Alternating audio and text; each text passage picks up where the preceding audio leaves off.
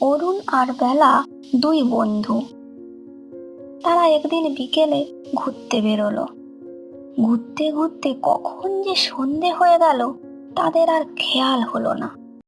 হঠাৎ করে মেঘের অবস্থাও খারাপ হলো। অন্ধকার নামছে দ্রুত। চারপাশে শুধু বিদ্যুতের ঝলকানি।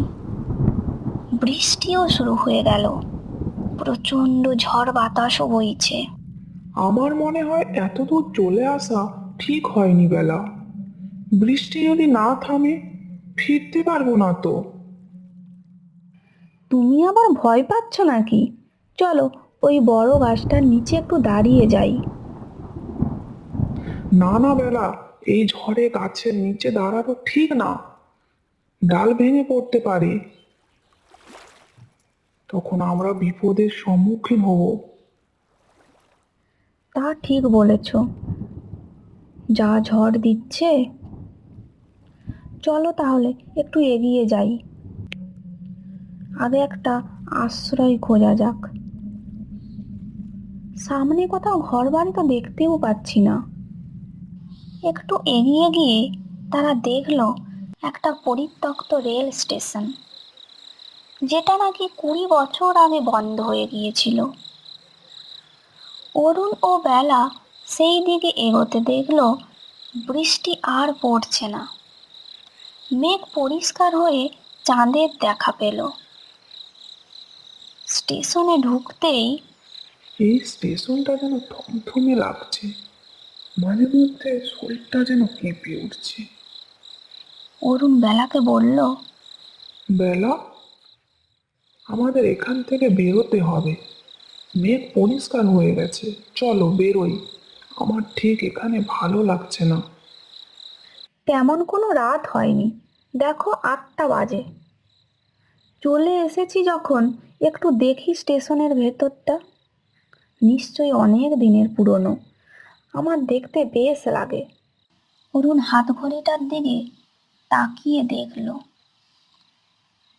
8টা বাজে। আমি তো বৃষ্টি শুরু হওয়ার সময় রাস্তাতে দেখেছিলাম, তখনও দেখলাম 8টা বাজে।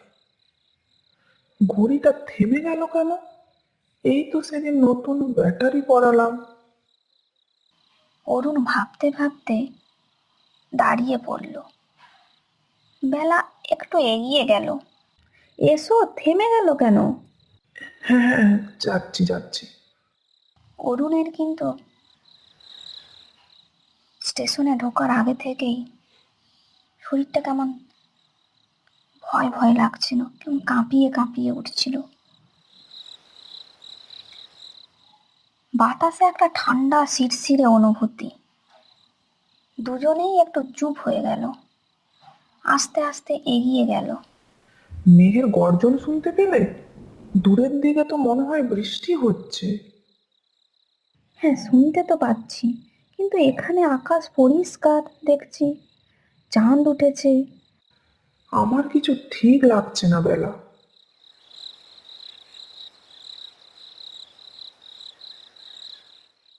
এই বলতে বলতে ভিতরে প্রবেশ করে দেখলো স্টেশনের ঘরটা ভেঙে পড়েছে অনেকটাই। জানালা ভাঙা, দেওয়ালে শ্যাওলা হয়ে গেছে। তখনই অন্ধকার থেকে বেরিয়ে এলো এক বৃদ্ধ মানুষ। চোখে যেন তার ঝাপসা দৃষ্টি। কেন এলেন এখানে? এই জায়গায় কেউ আসে না আজকাল। রাস্তাতে খুব বৃষ্টি হচ্ছিল, তাই আশ্রয় খুঁজতে খুঁজতে এখানে এসেছি। আপনি কি এখানেই থাকেন? এই স্টেশনটা সময়ের বাইরে, কেউ নামলে আর সহজে ফিরতে পারে না। আপনি কি বলতে চাইছেন? এই বন্ধ স্টেশনে ট্রেন তো চলে না। একটা ট্রেন চলে মধ্যরাতে, সেটা শুধু বিশেষ যাত্রীদের নিয়ে যায়। টিকিট তো লাগে না, ফিরে আসাও যায় না। এমন সময় দূর থেকে ট্রেনের হুইসেল ভেসে এলো। তুমি শুনলে? ট্রেনের শব্দ যেন শোনা যাচ্ছে। হ্যাঁ, শুনতে তো পাচ্ছি, কিন্তু ট্রেন তো বন্ধ এই লাইনে। তাহলে এটা কিসের শব্দ? বৃদ্ধ হঠাৎ করেই সামনে এসে দাঁড়ালো, চোখ দুটো যেন জ্বলছে। তোমাদের ডাক এসেছে। তোমরা সেই তালিকার অংশ। এখানে যারা হারিয়ে যায় তারা আর ফিরে আসে না। এবার তোমাদের পালা।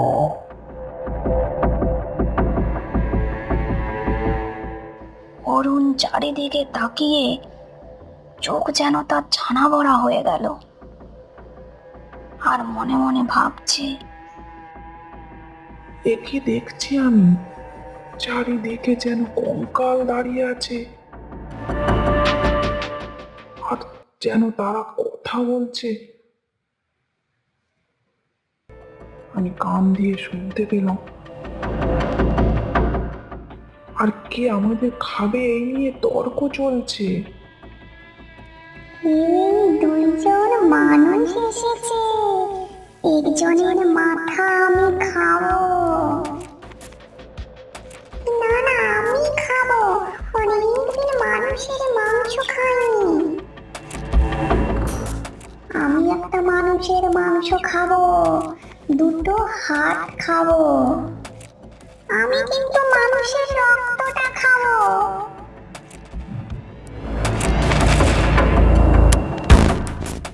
এ কি শুনছি বেলা? আমাদের খাবে বলে এরা তর্ক শুরু করে দিয়েছে। কে আমাদের মাথা খাবে, কে হাত খাবে, কে পা খাবে, কে রক্ত খাবে, এই নিয়ে এরা ঝগড়া শুরু করে দিয়েছে তো। আমাদের এই মুহূর্তে এখান থেকে পালিয়ে যেতে হবে, না হলে আমরা তো বাঁচবো না। বেলা, চলো, এই সুযোগে আমাদের এখান থেকে যা হোক করে বেরোতে হবে। এরা আমাদের মেরেই দেবে আজ। অরুণ আর বেলা আস্তে আস্তে পা পিছিয়ে পিছিয়ে খানিকটা গিয়ে এবার দিল দৌড়। এবার দৌড়তে দৌড়তে তারা স্টেশন থেকে বেরিয়ে খানিক দূরে রাস্তাতে এসে উঠল। তখনও এখানে বৃষ্টি হচ্ছে।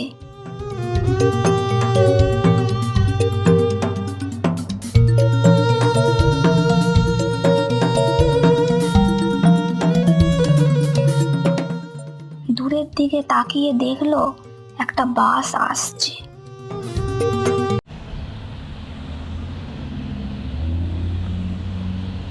তারা দুজনে এগিয়ে গেল।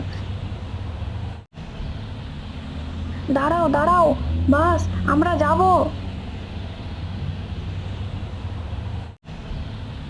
বাসে তারা উঠে বসলো।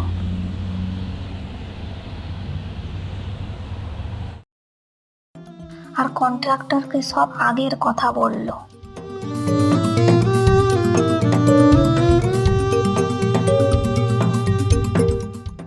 তোমরা এই মধ্যরাতে এসেছিলেই বা কেন? কি বললেন? মধ্যরাত? অরুণ তার ঘড়ির দিকে তখন তাকিয়ে দেখলো তার ঘড়িতে এখন 12:30 বাজে। ঘড়িটা আবার চলছে তো, কিন্তু এটা তো বন্ধ হয়ে গিয়েছিল। আমি তখন দেখেছিলাম 8টা বাজে। ওটা তো তেনাদের স্টেশন, ওখানে সব কিছু অদ্ভুত হয়। এক অভিশপ্ত স্টেশন।